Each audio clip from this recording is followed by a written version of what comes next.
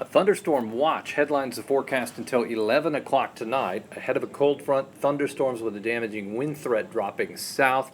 There you see the TrueCast forecast for 9 p.m. Then by 11 p.m. along and south of Interstate 70, the most numerous storms. The risk diminishes tomorrow but increases Wednesday. Damaging wind and isolated tornadoes possible on Wednesday.